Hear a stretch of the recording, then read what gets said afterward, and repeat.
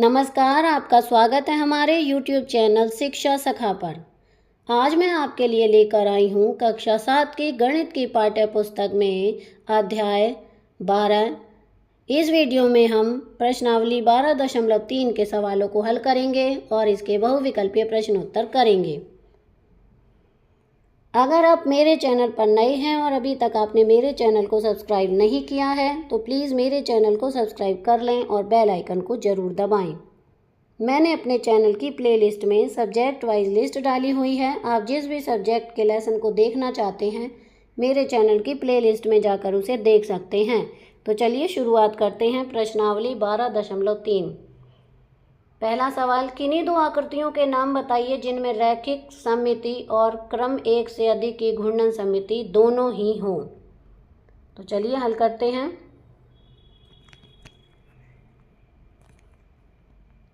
दो आकृतियां जिनमें रैखिक सममिति और घूर्णन सममिति हैं वो है एक वृत्त और दूसरा है समबाहु त्रिभुज। अब है इसी का दूसरा प्रश्न, जहां संभव हो निम्नलिखित की एक रफ आकृति खींचिए। तो एक है एक त्रिभुज जिसमें रैखिक सममिति और क्रम एक से अधिक की घूर्णन सममिति दोनों ही हों। तो इसको हल करेंगे। तो ये पहला देखिए, एक त्रिभुज जिसमें रैखिक सममिति और घूर्णन सममिति दोनों ही हों समबाहु त्रिभुज है। यह है समबाहु त्रिभुज, इस तरह से बनाना है। अब है दूसरा, एक त्रिभुज जिसमें केवल रैखिक सममिति और घूर्णन सममिति न हो समद्विबाहु त्रिभुज है। इस तरह से बनाना है।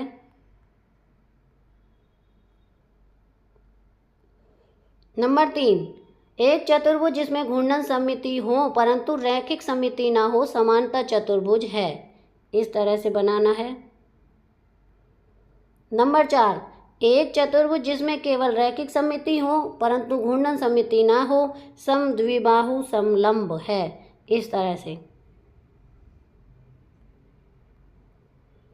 प्रश्न 3, यदि किसी आकृति की दो या दो से अधिक सममित रेखाएं हों तो क्या यह आवश्यक है उसमें क्रम एक से अधिक की घूर्णन सममिति होगी। उत्तर है हाँ, एक आकृति की दो या दो से अधिक सममित रेखाएं हों तो उसमें घूर्णन सममिति होगी। अब है प्रश्न 4, रिक्त स्थान भरिए। अब हम इसे भरेंगे।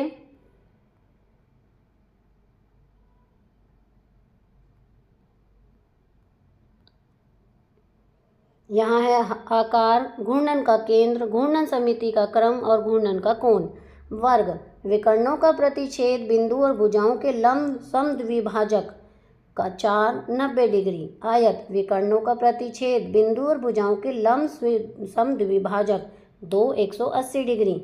समचतुर्भुज, विकर्णों का प्रतिच्छेद बिंदु 2 90 डिग्री। समद्विबाहु त्रिभुज, मध्यकाओं का प्रतिच्छेद बिंदु 3 120 डिग्री। समषट्भुज, विकर्णों के प्रतिच्छेद बिंदु और भुजाओं के लंब समद्विभाजक 6 30 डिग्री। वृत्त, व्यास के प्रतिच्छेद बिंदु अर्थात केंद्र अनंत कोई भी 0 से 360 डिग्री। अर्धवृत्त, व्यास का समद्विभाजक अर्थात केंद्र 1 90 डिग्री। अब है प्रश्न 5, ऐसे चतुर्भुजों के नाम बताइए जिनमें रैखिक सममिति और क्रम एक से अधिक की घूर्णन सममिति दोनों ही हों।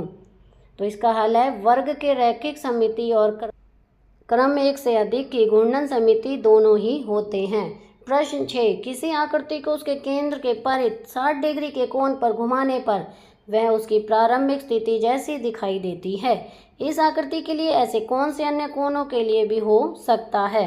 हल, केंद्र के परित 60 डिग्री के कोण पर घुमाने पर वह उसकी प्रारंभिक स्थिति जैसे ही दिखाई देती है। यह आकृति के लिए क्रमशः कोणों 120 डिग्री 180 डिग्री 240 300 डिग्री 360 डिग्री पर होगी।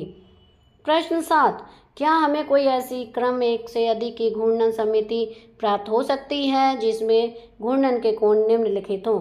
1 45 डिग्री 2 17 डिग्री। हल है हाँ, दूसरे का नहीं। तो अब हम इसके बहुविकल्पीय प्रश्नोत्तर करेंगे। पहला प्रश्न, एक बहुभुज समबहुभुज कहलाता है यदि ए इसकी सभी भुजाएं बराबर हों, बी इसके सभी अंतःकोण बराबर हों, सी ए और बी दोनों, डी इनमें से कोई नहीं। इसका सही उत्तर है सी। प्रश्न 2, एक समबाहु त्रिभुज की कितनी सममित रेखाएं होती हैं? A1, B2, C3, D4। इसका सही उत्तर है सी। प्रश्न 3, एक वर्ग की कितनी समकित रेखाएं होती हैं? A2, B4, C3, D1। इसका सही उत्तर है बी 4। प्रश्न 4, एक समपंचभुज की कितनी सममित रेखाएं होती हैं? A2, B3, C4, D5। इसका सही उत्तर है डी 5। प्रश्न 5, एक समषड्भुज की कितनी सममित रेखाएं होती हैं?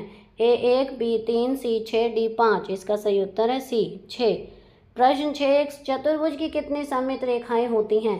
A2, B4, C5, D कोई नहीं। इसका सही उत्तर है डी कोई नहीं। प्रश्न 7, एक विषमबाहु त्रिभुज की कितनी सममित रेखाएं होती हैं? A2, B कोई नहीं, C3, D1। इसका सही उत्तर है बी कोई नहीं। प्रश्न 8, एक समद्विबाहु त्रिभुज की कितनी सममित रेखाएं होती हैं? A1, B2, C3, D कोई नहीं। इसका सही उत्तर है ए 1। प्रश्न 9, एक आयत की कितनी सममित रेखाएं होती हैं? A1, B2, C3, D4। इसका सही उत्तर है बी 2। प्रश्न 10, एक वृत्त की कितनी सममित रेखाएं होती हैं? A1, B2, C कोई नहीं, D अपरिमित रूप से अनेक। इसका सही उत्तर है डी अपरिमित रूप से अनेक। प्रश्न 11, निम्नलिखित अक्षरों में से किसकी केवल एक सममित रेखा है? AZ, BH, CE, DN। इसका सही उत्तर है CE। तो यहाँ पर हमारी ये प्रश्नावली समाप्त होती है। अगली वीडियो में मैं आपको अध्याय 13 की प्रश्नावली 13.1 के सवालों को हल करवाऊंगी और इसके बहुविकल्पीय प्रश्नोत्तर करवाऊंगी।